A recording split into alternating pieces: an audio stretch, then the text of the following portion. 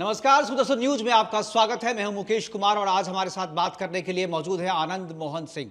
पूर्व सांसद हैं, जेडीयू के वरिष्ठ नेता हैं और हमेशा जो है सही मुद्दों पर सही मौके पर बात करने के लिए जाने जाते हैं। अभी वक्फ का मुद्दा चल रहा है।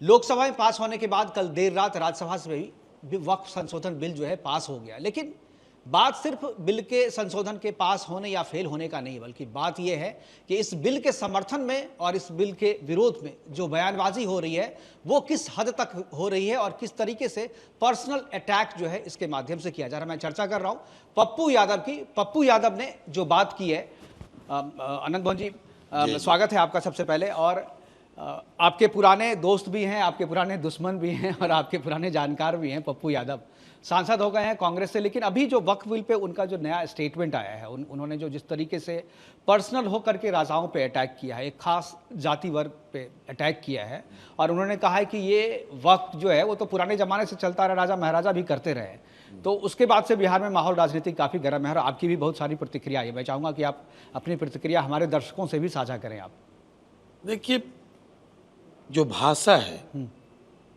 भाषा व्यक्ति के परवरिश का परिचायक है। भाषा पारिवारिक संस्कार का परिचायक है।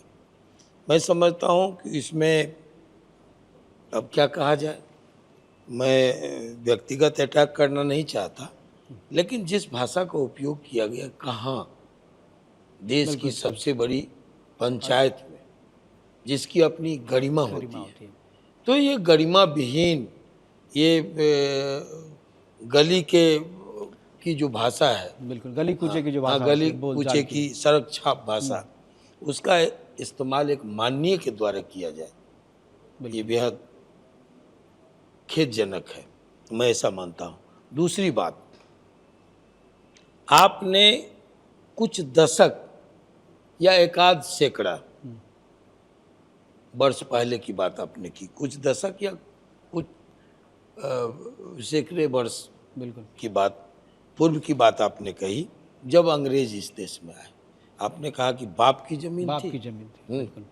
आप अंग्रेजों को, मैं बोल भी नहीं सकता, उस भाषा का इस्तेमाल नहीं, किस तरह से आपने ज़मीनें हासिल की वो सर्वविदित है। ज़मीनें गरीबों की थी। मैं एक बात कहूँ कि जहाँ उनका इशारा था उस इतिहास को जानना चाहिए। आधी दुनिया पर, आधी धरती पर हमने विजय का परचम लहराया। बिल्कुल अपने पराक्रम से। किसी ने कहा, शास्त्र हमारा कहता, वीर भोग्या वसुंधरा। तो हमने अपनी वीरता, शूरता, पराक्रम, युद्ध के बल पर, बाहुबल पर धरती पर कब्जा किया, आधी दुनिया पर। काबुल, कंधार, चले जाइए, उज्बेकिस्तान, अफगानिस्तान, इधर नेपाल की पहाड़ी काठमांडू, उधर श्याम, बर्मा, इधर आपको जावा, सुमात्रा, बाली, पूरा दक्षिण एशिया एक तरीके से, ये पूरा का पूरा श्रीलंका, ये सब पर हमने कब्जा किया। और उतना ही नहीं, हम तो ये करते थे कि अश्वमेध यज्ञ का घोड़ा छोड़ते थे। बिल्कुल, जो उत्तर जाए, दक्षिण जाए, पूरब जाए, पश्चिम जाए, जहाँ पकड़ा गया वो धरती हमारी होती थी। जहाँ पकड़ा गया वहाँ युद्ध करते थे। हमसे लोग जमीनें हासिल किए हैं। ये कहते हैं जमीन अपने बाप के घर से लाए, तो ये जानकारी का अभाव है, इसलिए इस संरक्षा भाषा का उपयोग लोग कर रहे हैं। सर, मैं थोड़ा सा ये कहूँगा कि जो इतिहास आप बता रहे हैं उसमें कब्जा, मुझे लगता है कि वो राज करने वाली बात थी। हाँ बिल्कुल, वो लोकतंत्र स्थापित राजतंत्र था, लेकिन उसमें जनता खुश थी, वहाँ पे खुश थी। जिस गरीब को ये कह रहे हैं जो गरीबों की जमीन ली, इनफैक्ट उस गरीबों को तो वहाँ पर आप सामाजिक सरोकार का इससे बड़ा उदाहरण क्या होगा। बिल्कुल, कि निषाद राज हमारे बगल में बैठते थे। जब राज तिलक राम के हुए तो उनको सम्मान दिया गया, बिल्कुल बराबरी का। बिल्कुल, सामाजिक सरोकार का इससे जीता जागता उदाहरण इतिहास में मिल नहीं सकता। दूसरा कि सबरी के झूठे बैर प्रेम बसम का है। बिल्कुल, इस सामाजिक सरोकार आज भी उस राम राज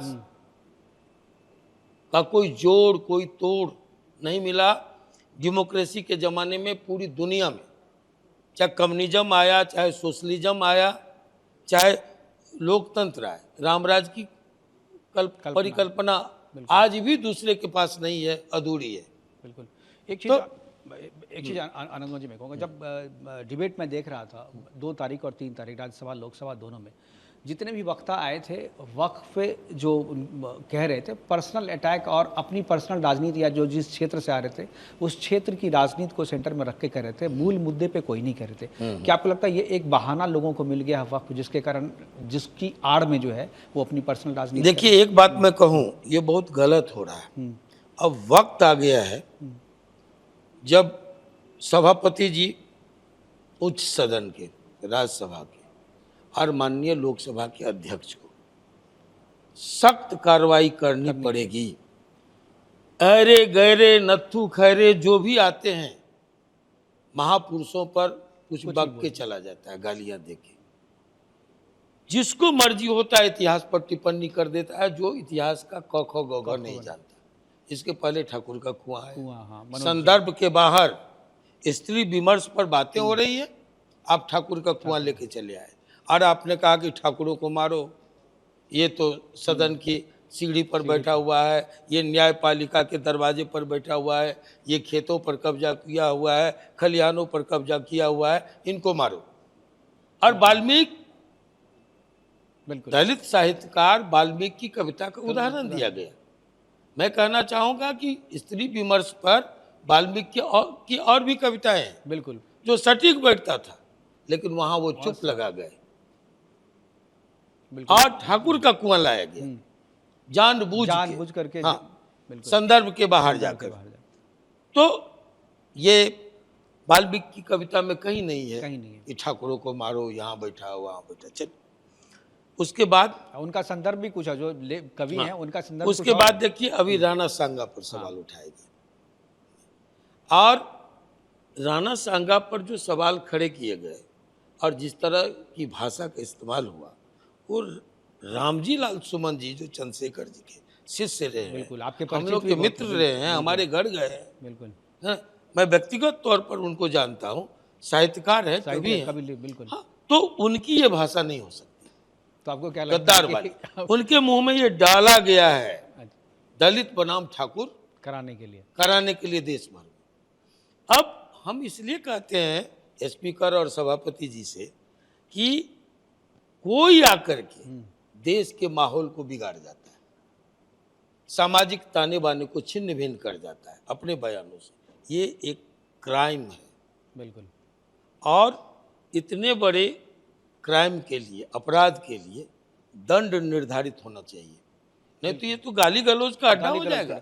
बिल्कुल, ये केवल रामजी लाल सुमन की बात नहीं है, उसके बाद भी बहुत सारे समाजवादी पार्टी अब राणा सांगा का सुनिए, उन्होंने कहा कि हम बिना सबूत के नहीं बोल रहे। क्या सबूत है? बाबरनामा। बाबरनामा किसने लिखा? बाबर ने स्वयं लिखा। बाबर ने कहीं नहीं लिखा है, बाबरनामा को खंगालने की जरूरत है। बाबर ने कहीं नहीं लिखा है कि उन्होंने निमंत्रण दिया राणा सांगा लोधी को हराने के लिए, क्योंकि लोधी, इब्राहिम लोधी को वो 2 बार हरा चुके थे। उनके बेटे को पकड़ के वो मेवाड़ ले आए थे, भारी हरजाना के बाद उदारता से उन्होंने छोड़ा था। जो 2 बार ये इब्राहिम लोधी को हरा चुका हो, उसको हराने के लिए, पराजित करने के लिए बाबर को बुलाने की जरूरत नहीं थी। बाबर ने लिखा है बाबरनामा में कि जब मैं इब्राहिम लोधी से लड़ रहा था तो राणा सांगा ने हमारी मदद नहीं की, क्योंकि उनको ये ज्ञात नीति है युद्ध की, ये जानी हुई बात है, दुश्मन का दुश्मन दोस्त। तो इब्राहिम लोधी से लड़ने आया था। राणा सांगा और इब्राहिम लोधी की पुरानी दुश्मनी थी। उनको ये अपेक्षा, ये बाबर को ये अपेक्षा थी कि ऐसे वक्त में राणा सांगा हमको मदद करेंगे, लेकिन राणा सांगा देशभक्त थे, भारत प्रेमी थे, उन्होंने मदद नहीं की। और उसने यही बात लिखा है, ये कहीं नहीं लिया, इसकी व्याख्या लोग अलग तरीके से कर रहे हैं। ये कहीं नहीं है कि उन्होंने निमंत्रित किया। अब देखिए, राणा सांगा का कोई जोड़ विश्व इतिहास में नहीं, ये भारत के इतिहास को छोड़ दीजिए, 100 घाव खाने के बाद बदन पर, एक पैर गंवाने के बाद, एक आंख गंवाने के बाद, एक पांव गंवाने के बाद एक व्यक्ति लड़ रहा है, जिसके बारे में किसी कवि ने कहा कि 80 घाव लगे थे तन में, फिर भी व्यथा नहीं थी मन में। और दूसरे ने कहा, सेक रहा हो खड़े अस, रोटी नीचे कर भालों को, खोज रहा मेवार आज उन अल्लड़ मत वालों को। इतनी बड़ी कविता और महिमा मंडन है जिसके बारे में, और उनको कहा गया गद्दार। ये सब बहुत कचोटने वाला है। बिल्कुल। आपको लगता है कि इसका कोई राजनीतिक रिजल्ट भी आएगा, परिणाम भी आएगा? कुछ नहीं, नुकसान होगा। अब जो पूर्णिया के सांसद महोदय ने कहा, जमींदारों को कोड करते हुए उन्होंने कह दिया कुछ दशक पहले या 1 सैकड़ा साल पहले जब अंग्रेज आए। अब अंग्रेज की बात हो रही है, तो जब बंगाल प्रेसिडेंसी थी, जब दिल्ली अंग्रेजों की राजधानी नहीं थी, कलकत्ता राजधानी थी, तब अंग्रेजों ने सर्वे कराया, 94,000 एस्टेट थे, जमींदार थे जो टैक्स देते थे। उसमें ब्राह्मण और बिहार, उत्तर प्रदेश वगैरह में, उत्तर भारत में भूमिहार, इन दोनों को जोड़ दीजिए तो सबसे बड़ी आबादी उनकी थी, उसमें संख्या। उनको सामंत बनाया। दूसरे नंबर पर 23,000 के आसपास राजपूत थे, 4,000 के आसपास गोप थे, उस समय जो अहिर कहे जाते थे, आज के यादव जो थे। आपको 6,000 के आसपास मध्य प्रदेश, बिहार, उत्तर प्रदेश में कुर्मी थे, कोयरी थे,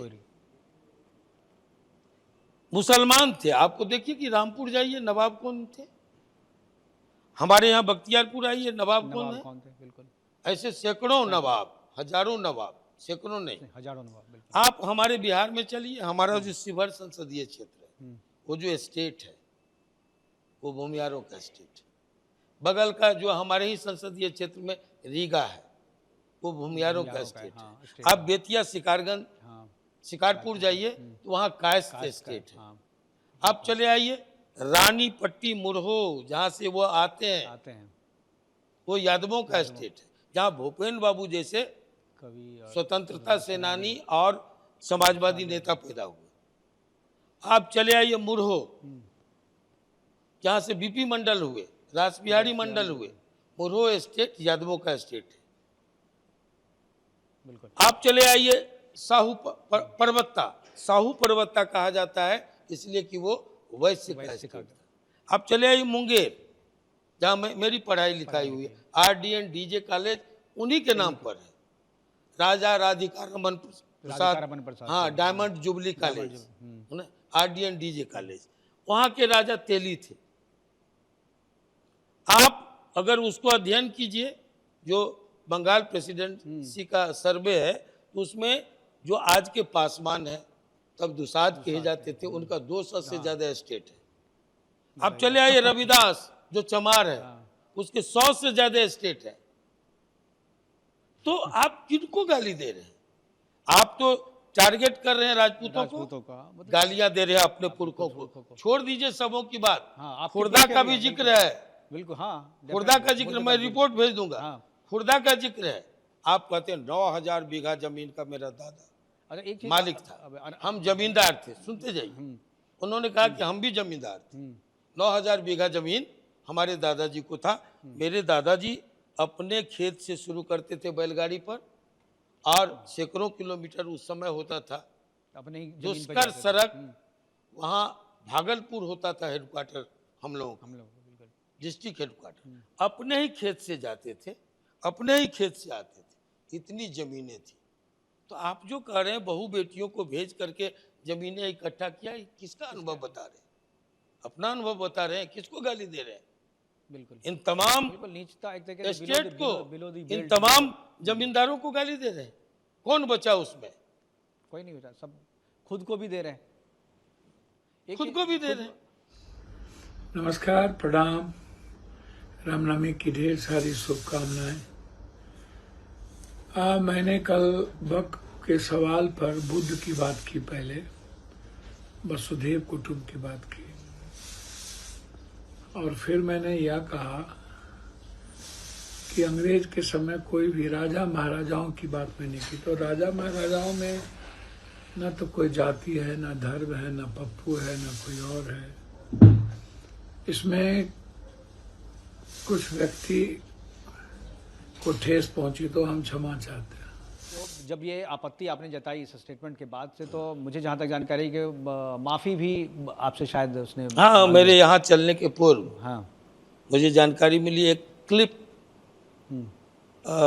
हमारे बेटे चेतन आनंद ने भेजा अच्छा कि पापा इस तरह से, वो पप्पू अंकल बोलता है, हम लोग का तो ये संस्कार है नहीं। बिल्कुल हाँ, तो पप्पू अंकल का एक आया है, उसमें आप ही को टारगेट करके, आप ही को माने हाँ, इंगित करके, प्रखर विरोध हाँ, आप ही ने किया था इसका। नहीं, इंगित करके कि किसी व्यक्ति को या किसी बिरादरी को अगर बुरा लगा है तो हम माफी इसके लिए क्षमा चाहते हैं। तो अच्छा लगा। हाँ ठीक है, ये रामजी लाल सुमन जी को भी करना चाहिए। हाँ बिल्कुल। हमारे सिर्फ है देखिए, ये, रामजी लाल सुमन अगर अपने मन से बोलते तो शायद माफी मांग लेते, हाँ, लेकिन वो तो कहीं से ऊपर रिमोट कंट्रोल ऊपर हो से रहा है। लगाम है, बिल्कुल, तो इसलिए ऊपर वो से तो लगाम माफी मांगने है। वाली बात हाँ, मैं ये कह रहा था कि अगर ऐसा बयान पप्पू यादव का है तो ये सोशल मीडिया पर है, हाँ ये कहाँ होना चाहिए? पब्लिक में जिस आकर सदन में आकर आपने के कहा था, आपने कहा था वहीं आकर के वहां से होना चाहिए। और माफी मांगने से कोई व्यक्ति छोटा नहीं नहीं होता। होता, बिल्कुल। इस देश में एक व्यक्ति का नाम था महात्मा गांधी, वो अपनी गलतियों से सबक लेकर माफी मांग मांग के बड़े हो गए। बिल्कुल। हमारे गुरुजी थे जयप्रकाश नारायण, 74 आंदोलन में हम लोग तो कांग्रेसी फैमिली से थे, बिल्कुल। राष्ट्रीय आंदोलन हाँ, की उपज थे हमारे। हमारे 6 पुरखों ने राष्ट्रीय आंदोलन में कुर्बानियां दी, आप जानते हैं। बिल्कुल। तो लेकिन वो उनको जो यदि लगता था कि हमारी किन्हीं बातों से किसी को ठेस पहुंचा है, या मेरा कोई बयान आहत करने वाला है, या कोई स्टेप हमारा गलत हो गया है, तुरंत क्षमा मांगते थे। और क्षमा मांगने से व्यक्ति महान होता है, बड़ा होता है, छोटा नहीं होता है। अगर उन्होंने ऐसा किया है तो मैं कहूँगा उनको सद्बुद्धि आई है, इसके लिए हम साधुवाद देते हैं। बिल्कुल। आइंदे ऐसी गलती ना हो, सजग रहे। क्योंकि हमने कहा कि जिस भाषा, सड़क छाप भाषा का इस्तेमाल करते हो, वो माननीय को शोभा नहीं देता है। और शब्द, भाषा, ये सब व्यक्ति के संस्कार और परवरिश के परिचय। ये तो सर इतिहास की बात हो गई। अब जरा सा वर्तमान में आते हैं। उन्होंने केवल यही बात नहीं की, उन्होंने यह भी कहा कि जेडीयू ने जो समर्थन किया है तो वो दरअसल नीतीश का समर्थन नहीं है, क्योंकि पार्टी पे नीतीश जी का कंट्रोल नहीं है और नीतीश जी बीमार हैं, इसलिए ये जो डिसीजन हुआ है जो वक्फ बोर्ड संशोधन बिल का समर्थन करें, वो उन लोगों के द्वारा लिया गया है जो मूलतः पार्टी में नहीं है, वो आरक्षण विरोधी हैं, ओबीसी विरोधी हैं, अंबेडकर के विरोधी हैं। उन लोगों ने ये डिसीजन लिया है और जनता इसे खारिज करेगी। देखिए, एक बात मैं बोलूं, जो लोग कहते हैं नीतीश कुमार जी की मानसिक स्थिति अच्छी नहीं है, जो लोग कहते हैं कि अब वो अचेतावस्था में है, उनको अपने परिवार में पहले फैसला लेना चाहिए। क्योंकि पिताजी ने कहा, मेरा इशारा नेता प्रतिपक्ष पर है। पिताजी ने कहा कि मेरी जब तक सांस चल रही है मैं बीजेपी को बिहार में सरकार बनाने नहीं दूंगा। और उन्होंने कहा नीतीश कुमार सेकुलर हैं और नीतीश कुमार को आना चाहिए हमारे साथ, हमारे दरवाजे खुले हैं। तो वो कहते हैं सेकुलर हैं, दरवाजा खुला है। दूसरे कहते हैं उनके सेकुलरिज्म पर सवाल खड़ा करते हैं। नहीं, उन्होंने कहा जी कि नीतीश कुमार तो सेकुलर हैं, लेकिन उनकी पार्टी जो है वो पार्टी कम्युनल के हाथ में है, वो उनका कमांड नहीं चलता है। अब मैं कह रहा हूं उनको, तो ये फैसला तो पहले दोनों परिवार में दोनों आदमी बैठ करके ले ले। बिल्कुल। नीतीश कुमार सेकुलर है कि नीतीश कुमार संघ के गोद में है, ये तो उनको फैसला लेना चाहिए। खट्टे अंगूर कौन खाए, वही नीतीश कुमार है। जिनको पलटू राम कहते हैं, मैं कहता हूँ कि वो पलटू चाचा है तो घोलटू भतीजा आप क्यों हैं? ये घुलट घुलट के बार बार जाते हैं, डिप्टी सीएम बनकर संतुष्ट हो जाते हैं। तो अगर नीतीश कुमार जी आज इधर आ जाएं तो नीतीश कुमार जी चाणक्य हैं, विकास पुरुष हैं, न जाने कौन कौन सारी संज्ञाएं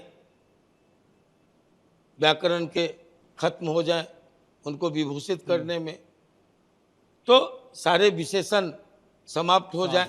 बिल्कुल। तो ये दोहरा आचरण नहीं होना चाहिए। एक चीज अभी आपने कहा कि संघ की गोदी में बैठना, क्या संघ की गोदी एक में बात बैठना और क्या है? मैं कहूंगा, एक बात और कि जो लोग अभी हमलावर हुए हैं उनके सेकुलरिज्म पर सवाल खड़ा करते हुए कि और वक्फ बोर्ड बिल पर, तो उनको मैं कहूंगा कि लालू जी के 2010 के सदन में दिए गए बयान को देखें, स्टेटमेंट पहले देखें, जिन्होंने कहा था कि ये जो बिल आया है ये लुंज पुंज है, ये बड़ा ढुलमुल है, ढीला डाला है, सख्त बिल की आवश्यकता है। उन्होंने ही कहा था कि औने पौने में वक्त की जमीन 5 स्टार होटल को दिए जा रहे हैं। उन्होंने कहा था कि बेशकीमती जमीनें वक्त कब्जा कर रही है। हाँ, नहीं, जमीनों को ये लीज पर, साधारण से साधारण लीज पर दी जा रही है। ये दे रहे हैं 5 स्टार होटल के लिए, मॉल बनाने के लिए। और पटना के इर्द गिर्द डाक बंगला से लेके बेली रोड से लेके और जगहों का नाम ले लेके सदन में वो बोले थे। हाँ, हम लोगों ने चलाया भी था। सख्त बिल की आवश्यकता है। तो उन्होंने 2010 में कहा था सख्त बिल की जरूरत है। आज जो सेकुलरिज्म पर सवाल खड़ा कर नीतीश कुमार ने तो 3 संशोधन लाने का काम किया। बिल्कुल, ये सजेशन दिया कि इसमें 3 संशोधन हो। आपने तो कहा कि एक तरफा का सख्त बिल लाइए, हम अभी पास कराते हैं, आगे भी कराएंगे। तो जो 2010 में आपने डिमांड किया, 2025 में मोदी जी ने उसको लागू कर दिया। फिर चिल्पो किस बात की? एक चीज और, जो अभी जो विरोध करने वाले लोग हैं वो आह्वान कर रहे हैं अपनी तरफ से मुसलमान कम्युनिटी को खास तौर पे, और अभी देखने को मिला, आज दिन भर वो खबरें हमने चलाई है कि मुसलमान कम्युनिटी को सड़कों पे आकर के विरोध कराया जा रहा है। क्या आपको लगता है कि ये एक साजिश है डिवाइड करने के लिए समाज में, और इसका कोई बिहार के चुनाव पे आपको लगता है क्या असर होगा? अभी बिहार में सबसे ज्यादा विरोध होगा। बिहार में कुछ लोगों ने कहा कि छिटफुट इस्तीफा हुआ है। कौन इस्तीफा दे रहे हैं? इस्तीफा दे। अब नीतीश कुमार के सेकुलरिज्म का उदाहरण है जो ये 11 लोग खड़े किए, क्योंकि बीजेपी गठबंधन में थे, 11 के 11 हरा दिए गए। ठीक है, वो बीएसपी से जमा खान को ला करके और मंत्री बना दिए, और उन्हीं के जिम्मे अल्पसंख्यकों के कल्याण की जिम्मेवारी सौंप दी है। वो जान रहे थे कि आप किसको वोट करते हैं, हमको नहीं करके। बावजूद इसके हमारे ही संसदीय क्षेत्र के एक नौजवान खालिद अनवर को ला करके और वो एमएलसी बनाते हैं और उसको दूसरी बार रिपीट भी कराते हैं। ये उदाहरण है उनके सेकुलरिज्म का। उदाहरण है कि एनडीए गठबंधन में बीजेपी के साथ रह करके भागलपुर का दंगा हुआ था, किसके राज में? सेकुलर पार्टी कांग्रेस के राज में। दबा के रखा किसने? लालू राबड़ी की सरकार में एक दशक से ज्यादा समय तक दबा के रखा गया, लगभग 15 साल। नीतीश कुमार जब आए बीजेपी के समर्थन से, तब फाइलों से गर्द झाड़े गए, कोर्ट में गया लोग और सजा हुई, बिल से अपराधी निकाल के जेल भेजे गए। ये नीतीश कुमार के राज में हुआ। आज अंबेडकर साहब दलितों के आरक्षण के बाद चुप लगा गए थे। जब बीपी सिंह आए 2 कदम आगे बढ़े, पिछड़ों को आरक्षण मिला। लेकिन नीतीश कुमार जब आए तो 4 कदम आगे बढ़े। आज मुसलमान सीना ठोक के कहता है कि मैं मुखिया हूँ, सरपंच हूँ, जिला परिषद हूँ, उप महापौर हूँ, महापौर हूँ, बिल्कुल चेयरमैन हूँ, तो ये नीतीश कुमार की देन है, बिल्कुल। जो नौकरी में भी और राजनीतिक आरक्षण भी उन्होंने दिया। बिल्कुल आज उन पर सवाल खड़ा कर रहे हैं वो लोग जो मुसलमानों को साथ लेकर MOI समीकरण की बात करके 17% आपने जनगणना कराया, 14% स्वयं कहा, 14% वाले 40 सीटों में आधी सीट हड़प लेते हैं और 17% वाले को 4 सिमटा देते हैं। ये बिल्कुल, ठगने का काम आपने किया है। बिल्कुल सर, हमारे साथ बात करने के लिए आपको धन्यवाद, क्योंकि समय की अपनी कुछ सीमा है।